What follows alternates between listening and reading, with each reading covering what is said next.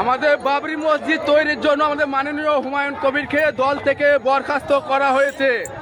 উনি যদি বাসে দাঁড়ান তবুও ভোট দিয়ে জিতাবো, যদি কঞ্চিতে দাঁড়ায় তাও ভোট দিয়ে জিতাবো, যদি ইটে দাঁড়ায় একটা করে ইট দিয়ে 10টা বাবরি মসজিদ তৈরি করে দেবো এই মুর্শিদাবাদে। বাংলার লোক, আপনারা কি বলতে চাইছেন? আলহামদুলিল্লাহ, আলহামদুলিল্লাহ। ভাই, বাংলাদেশ কি বলবে? বাংলাদেশ সবসময় তোমাদের পাশে আছে, মুসলমানদের পাশে আছে ইনশাল্লাহ। আমিও কথা দিচ্ছি, আমাদের বাংলাদেশের যত মুসলমান ভাই বোন আছে সব তোমার পাশে আছে, তোমাদের ইন্ডিয়ার মুসলমানদের পাশে থাকবে।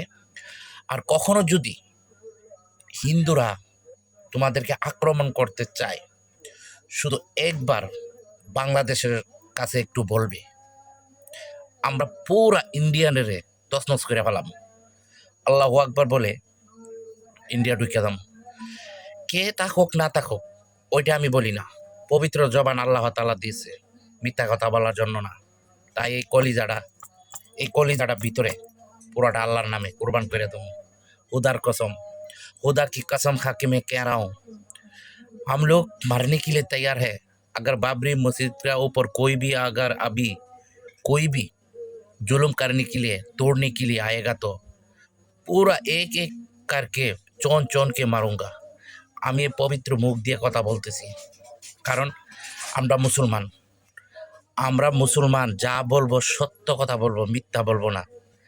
আগে আমাদের দেশের মধ্যে দুর্নীতি আছিল, এখন নাই। এখন আমরা কলিজাটা এত বড় হয়ে গেছে, আমাদের কলিজা এখন এত বড়, যে কোনো ইন্ডিয়ার সময় যুদ্ধ লাগে শুধু আমাদেরকে একবার বলবা ভাই।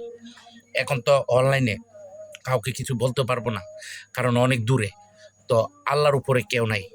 আমরা এখন নামাজ পড়ে আল্লাহর কাছে দোয়া করব, তোমরা যে যে কাজে গেছো আল্লাহ যেন সাকসেস করে। আর যদি কোনো সময় আক্রমণ করে, শুধু আমাদের তোমরা বাংলা ভাইদেরকে একটু বলবে, বাঙালি ভাইদেরকে, দরকার হলে এখান থেকে চলে যাবো, ইন্ডিয়া চলে যাবো, ঠিক আছে, যেখানে। আর ইন্ডিয়ার মধ্যে কোন কোন জায়গার মধ্যে মুসলমান আছে, কখনো হিন্দুদেরকে আক্রমণ করবে না। যদি ওরা করে, মরার আগে পর্যন্ত মারবো যদি ওরা আক্রমণ আমাদেরকে করতে চায়। কারণ এই সিনারার মধ্যে শুধু আল্লাহর নাম লেখা। সবাই না গেলেও বাংলাদেশের মানুষ আমি যাবো, কারণ আমি মরমু। আমি দুনিয়াতে বেঁচে থাকার জন্য আসি নাই, আমি আসছি ইসলামকে ভালোবাসার জন্য। ইসলাম ইসলাম ইসলাম জিন্দাবাদ।